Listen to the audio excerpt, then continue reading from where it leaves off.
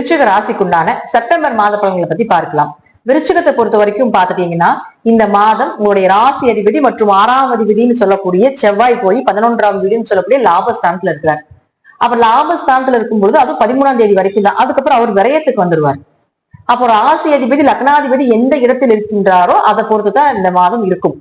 அப்ப ராசி அதிபதி அப்படிங்கிறவர் 13ஆம் தேதி வரைக்கும் நல்ல லாபத்தை கொடுக்கக்கூடிய ஒரு அமைப்பு, மூத்த சகோதரர்கள் மூலமாக உதவிகள், பொருளாதார வளர்ச்சி, ஆசைகள் நிறைவேறது, இதெல்லாம் ஏற்படுத்தி கொடுத்து விடுவார்.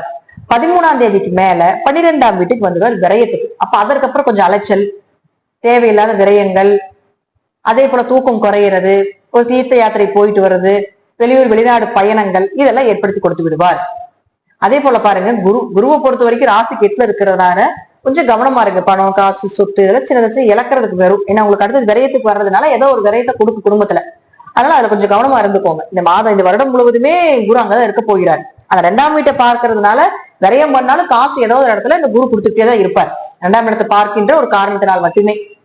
அடுத்தது சனியை பொறுத்த வரைக்கும் ஜாதகத்துல வக்ரமாக இருந்தால் வீடு, மனை, சொத்துக்கள், அடுத்த கட்ட பயணங்கள், முயற்சிகள் கை கூடுறது, இதெல்லாம் ஏற்படுத்தி கொடுத்துருவார். ஒருவேளை சனி உங்க ஜாதகத்துல வக்ரமாக இல்லை அப்படின்னா கொஞ்சம் வீடு சார்ந்தது, சொத்து சார்ந்தது, குடும்பம் சார்ந்த விஷயத்துல இதெல்லாம் கொஞ்சம் கவனமா இருந்துக்கோங்க. அடுத்தது பாத்துட்டீங்கன்னா உங்களுக்கு சுக்கிரனை பொறுத்த வரைக்கும் 7 மற்றும் 12ஆம் அதிபதி இப்ப இருக்கக்கூடிய வீடுன்னு பாத்தீங்கன்னா ராசிக்கு 9ஆம் வீட்டுல 14ஆம் தேதி வரைக்கும் இருக்கிறார்.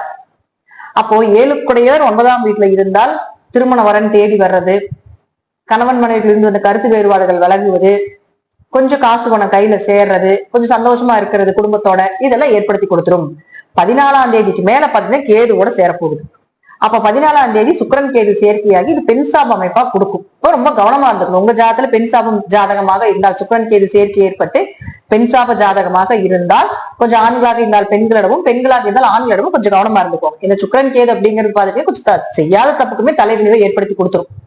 அப்ப 14ஆம் தேதிக்கு மேல கொஞ்சம் கவனமா இருந்துக்கோங்க. திருமணம் சார்ந்த விஷயத்திலையும், கணவன் மனைவிக்குள்ளையும், அதே போல ஒரு புது வரன் பாக்குறீங்க, ஒரு நல்ல வரன் பாக்குறீங்கன்னா அதுல ஒரு பல முறை யோசிச்சு செய்யறது நல்லது. ஒரு 12ஆம் அதிபதியுமே ஆகுறதால கொஞ்சம் அதற்காக கொஞ்சம் விரயத்தையும் பண்ண வேண்டிய ஒரு சூழ்நிலைகள் வரும்.